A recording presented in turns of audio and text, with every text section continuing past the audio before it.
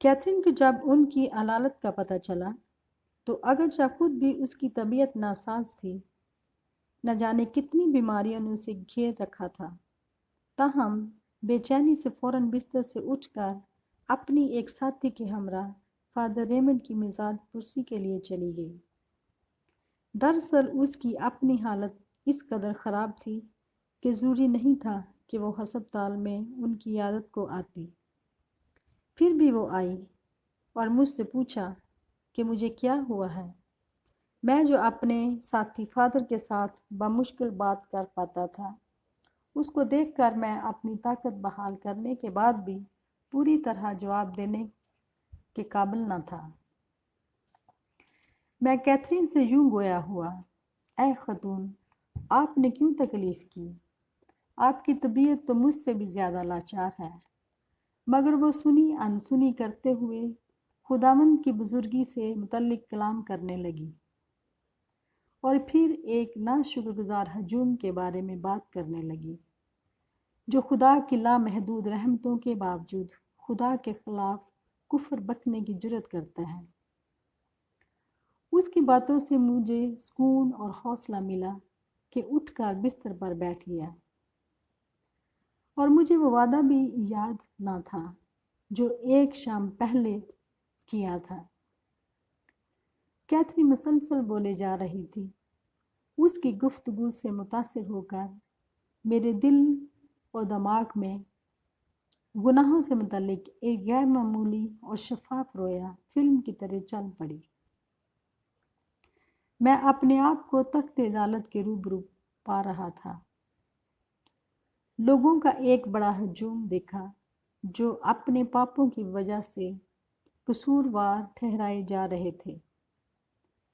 میرے گناہ اتنے سنگین تھے کہ مجھے گناہوں میں مرنے کا احساس ہوا۔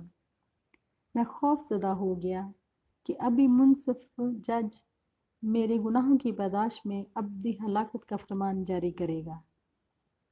مگر اس شفیق اور مہربان راست جج نے نہ صرف میرے گناہوں سے مجھے آزاد کیا بلکہ میری شرمندگی اور برہنگی کو بھی ڈھانپا اور مجھے عزت بخشی، مجھے فردوس میں داخل کر کے میری حفاظت اور نگہبانی کی اور مجھے کھانا بھی کھلایا۔ مجھے اپنی خدمت کے لیے چن کر اپنی لا انتہا محبت کا فضل عطا کیا۔ اس نے میری موت کو زندگی میں، میرے خوف کو امید میں، اور میرے دکھ کو سکھ میں، اور ذلت اور بے آبروئی کو عزت اور توقیر میں بدل دیا۔ اس خوبصورت رویا کی تاثیر سے میرے پتھر جیسے دل سے ایک جھلی سی گر کر ٹوٹ گئی اور وہ موم کی طرح پگھل گیا۔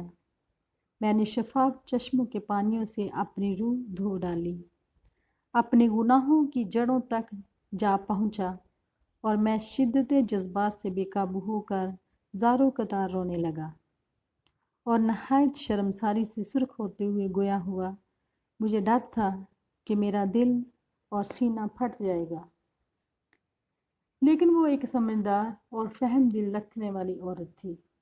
اس نے میری یہ حالت دیکھ کر یہی مناسب سمجھا کہ خاموشی اختیار کر لے، اور پھر مجھے گہرے سکوت میں تنہا چھوڑ دیا تاکہ میں آنسوؤں کی بارش اور ہچکیوں میں اپنے دل کا بوجھ ہلکا کر سکوں۔